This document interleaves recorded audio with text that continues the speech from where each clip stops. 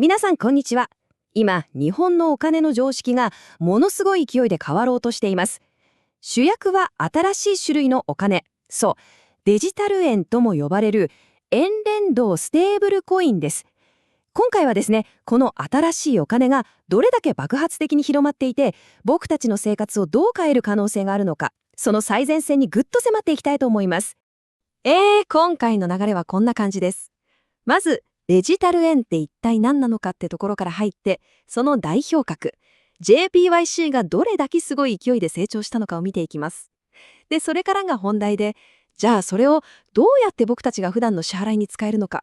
そして、この動きに金融大手も参戦してきて、まさに新たな競争が始まってるんですね。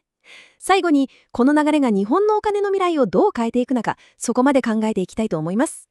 さあ、早速見ていきましょう。さて、最初のセクションです。皆さんが普段使ってる、ペイペイとかスイカとかありますよね。実は今、その裏側で、お金の常識をひっくり返すような、もう地殻変動って言ってもいいくらいの大きな変化が起きてるんです。その中心にいるのが、今回話す新しいお金の形なんですね。まず、ちょっと考えてみてほしいんですけど、オンラインの世界でも、1円がちゃんといつでも1円の価値を持つとしたらどうでしょう。これ当たり前のようで当たり前じゃないんですよね。ビットコインみたいに価格がすごく動く暗号資産が多い中で、この価値が安定しているっていうのが実はものすごく重要なんです。で、まさにその問題を解決するのがステーブルコインなんですね。ステーブルコインっていうのは、その名前の通り、安定したコインってことなんですけど、じゃあなんで安定してるのかっていうと、その価値がちゃんと銀行預金とか国債みたいな現実の世界の資産で裏付けられてるからなんですね。だから他の暗号資産みたいに価格が上がったり下がったりっていうのが基本的にはない。常に一定の価値を保てるっていうのが最大の強みなんです。じゃあ、この JPYC みたいな円連動ステーブルコインってなんで信頼できるのかっていうと、ポイントは4つあるんですね。まず1つ目、価値がとにかく安定してる。1JPYC はきっちり1円です。2つ目、ちゃんと日本の法律、資金決済法っていうルールにのっとって発行されてるから安全。そして3つ目、これ重要なんですけど、発行されてるコインの価値以上の円がちゃんと銀行とかに預けられてるんですね。100% 以上裏付けがある。で、最後は僕たちが手に入れるのも簡単。銀行振込でサクッと買えちゃう。この安心感と手軽さが急速に広まってる理由なんですよ。さて、ここからはいよいよこの物語の主役、JPYC に焦点を当てていきます。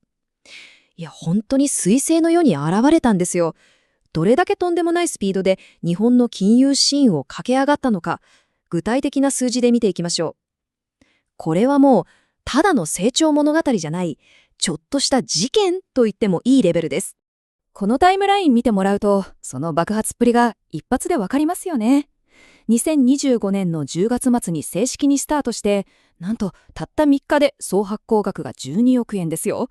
で、12月に入ると、これまたたったの3日間でユーザーがとんでもなく増えて、年末には市場で使われている金額が 3.6 億円にまで達したと。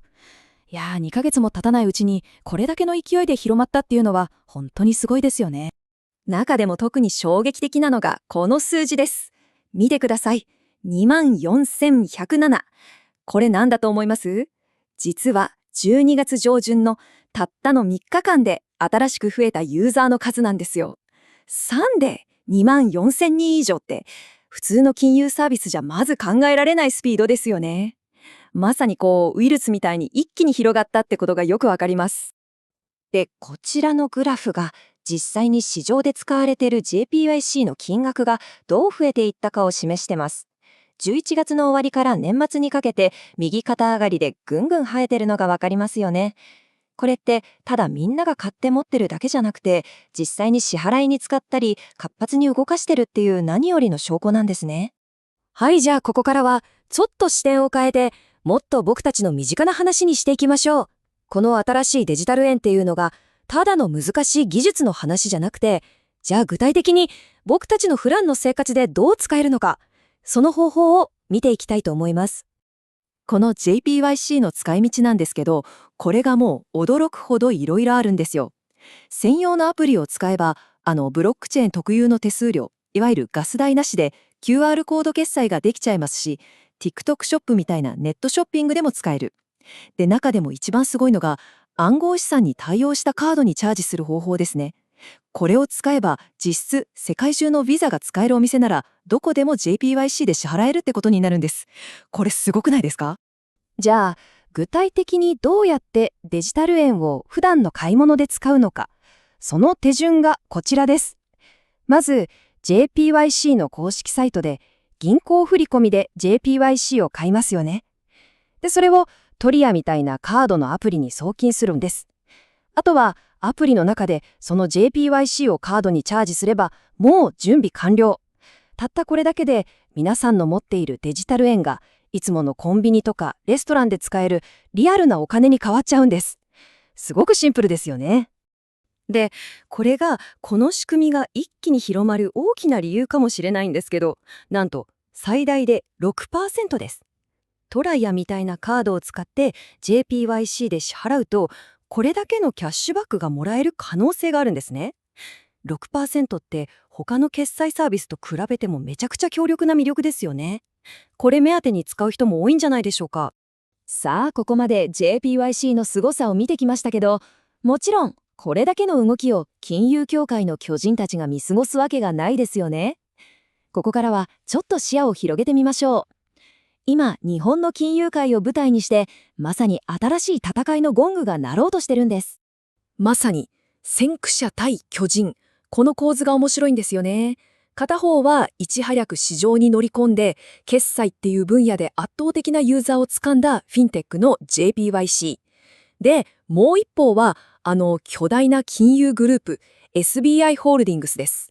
彼らはグループ全体のパワーを使って、決済だけじゃなく、貸付とか、もう金融システム全部をひっくるめた巨大な構想を練ってるんですね。この全然アプローチが違う両者がこれからぶつかり合うわけです。しかも話は SBI だけで終わらないんですよ。なんと三菱 UFJ をはじめとする日本の三大メガバンクまでが、俺たちもやるぞと共同でこの市場に入ってくることを発表したんです。これすごいことですよね。もうステーブルコインっていうのが一部の技術好きだけのものじゃなくて、日本の金融のど真ん中、メインストリームになりつつあるっていう何よりの証拠だと思います。さて、いよいよ最後のセクションです。ここまで見てきたこの大きな流れを踏まえて、ちょっと未来の話をしてみましょうか。このデジタル円の登場が僕たちの社会、そしてお金っていう概念そのものをこれからどう変えていく可能性があるのか。壮大なテーマですよね。これは先駆者である JPYC が掲げているとんでもなく野心的な目標なんですけど、3年以内に発行残高10兆円を目指す。10兆円ですよ。この数字どう思います？彼らが考えている未来のスケールの大きさがこれだけで伝わってきますよね。もうただの便利な支払い方法を作ろうって話じゃない。社会のインフラそのものを根っこから作り変えようとしてるんです。最後に、この問いを皆さんと一緒に考えて終わりにしたいと思います。価格が安定していて安全で誰でも簡単に使えるこの新しいデジタル円。これって日本のキャッシュレス化を一気に次のステージに進める起爆剤になるんでしょうか。もしかしたら僕たちは今、お金の歴史がものすごく大きく変わる、まさにその瞬間に立ち会っているのかもしれないですね。今回の話はここまでです。ありがとうございました。